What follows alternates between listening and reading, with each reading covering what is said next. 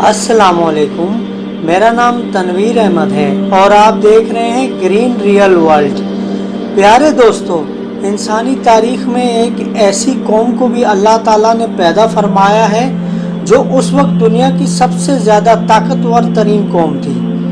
ان کے قد دراز ہوا کرتے تھے، 40 ہاتھ لمبے قد ہوا کرتے تھے، یعنی 80 فٹ 90 فٹ لمبے قد کے انسان اللہ تعالیٰ نے اس زمین پر پیدا فرمائے۔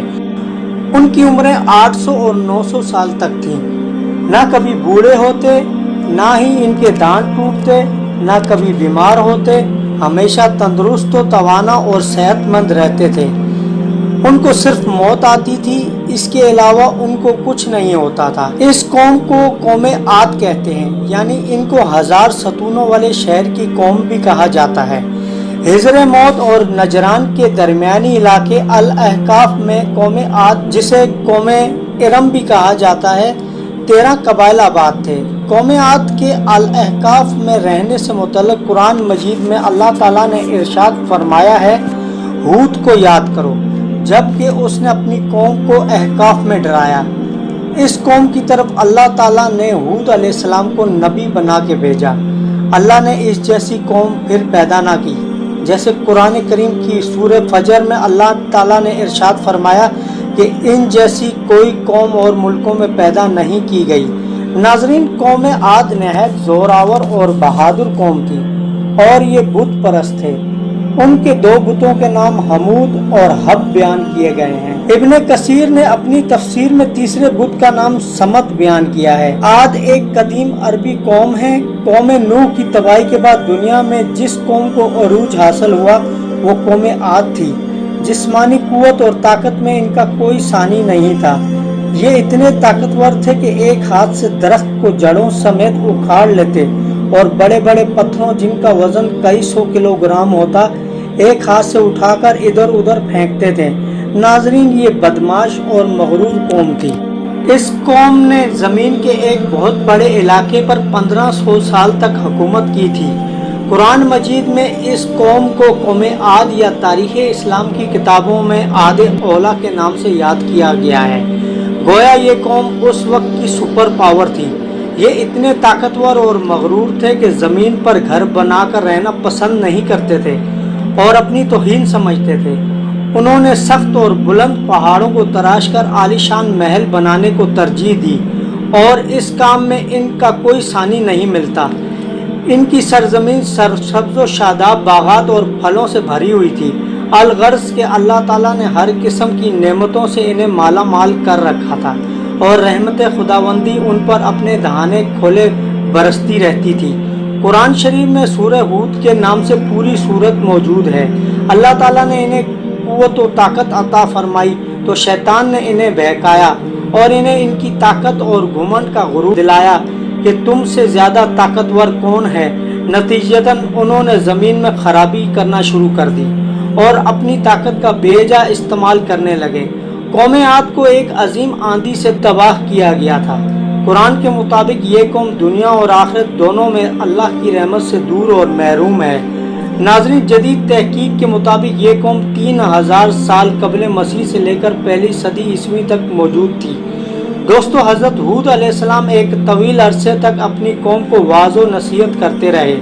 کبھی وہ انہیں اللہ کی طرف سے عطا کردہ نعمتوں کی یاد دلاتے تو کبھی عذاب الہی سے ان کو ڈراتے، مگر وہ بہرے اور اندھے بنے رہے۔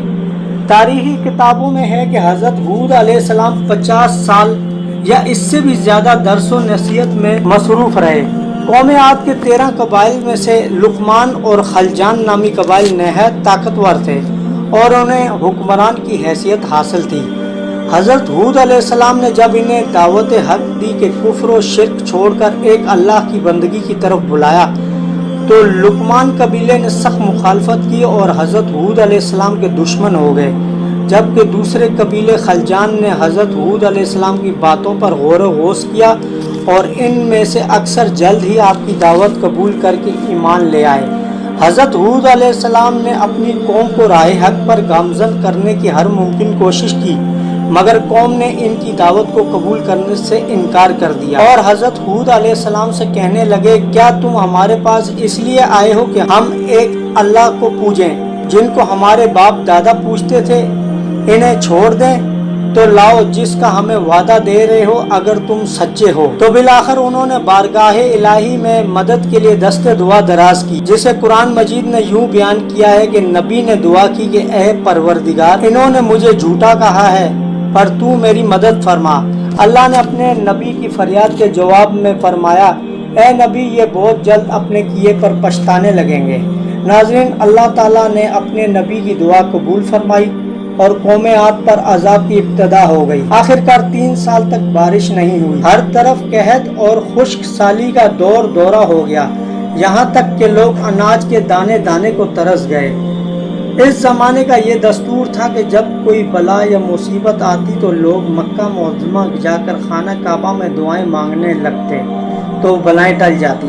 چنانچہ ان کی ایک جماعت مکہ معظمہ گئی۔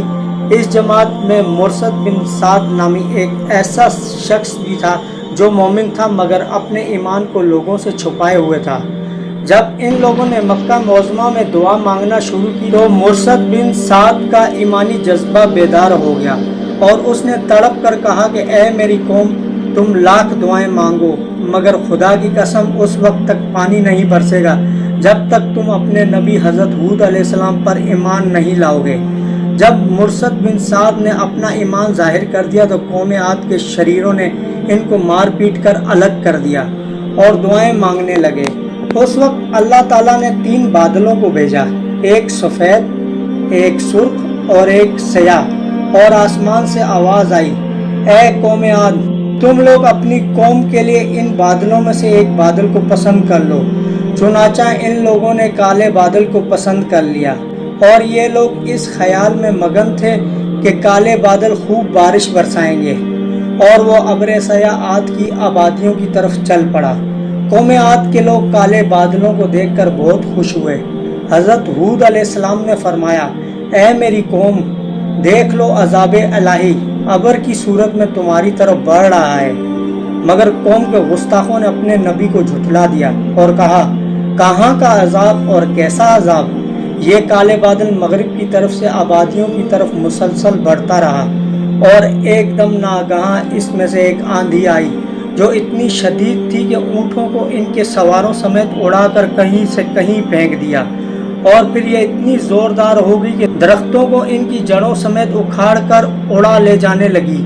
یہ دیکھ کر قوم عاد کے لوگ اپنے خوبصورت محلوں میں داخل ہو کر دروازوں کو بند کرنے لگے، مگر آندھی کے جھونکے نہ صرف دروازوں کو اکھاڑ کر لے گئے بلکہ پوری عمارتوں کو جھنجھوڑ کر ان کی اینٹ سے اینٹ بجا دی۔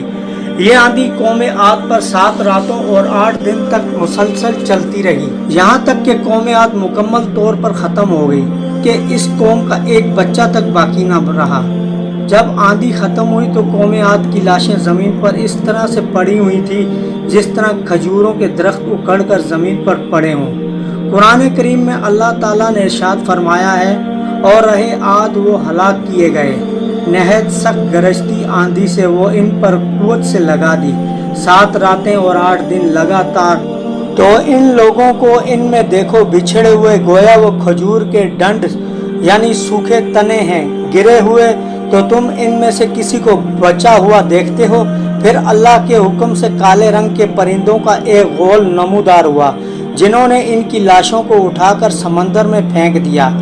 ابن عمر رضی اللہ تعالیٰ عنہ سے مروی ہے کہ نبی کریم صلی اللہ تعالیٰ علیہ وآلہ وسلم نے ارشاد فرمایا، وہ آندھی جس کے ذریعے قوم عاد ہلاک کیے گئے، اللہ تعالیٰ نے ان پر انگوٹھی جتنی جگہ کی مثل ہوا کھولی تھی۔ پھر حضرت ہود علیہ السلام نے اس بستی کو چھوڑ دیا اور چند مومنین کو جو ایمان لائے تھے اپنے ساتھ لے کر مکہ معظمہ چلے گئے اور آخری زندگی تک بیت اللہ شریف میں عبادت کرتے رہے۔ دوستو، ویڈیو اچھی لگی ہو تو ہمارے چینل گرین ریئل ورلڈ کو سبسکرائب کر کے گھنٹی کے نشان کو پریس کر دیجیے گا اور آل پر کلک کر دیجیے گا تاکہ اس طرح کی منفرد اور دلچسپ ویڈیو سب سے پہلے آپ تک پہنچ سکیں، اور ویڈیو کو اپنے دوستوں کے ساتھ اور فیملی کے ساتھ بھی شیئر کیجیے گا۔ اپنا اور اپنی فیملی کا بہت سارا خیال رکھیے گا۔ اگر زندگی نے وفا کی تو اگلی ویڈیو میں آپ سے ملاقات ہوگی، تب تک کے لیے اللہ حافظ۔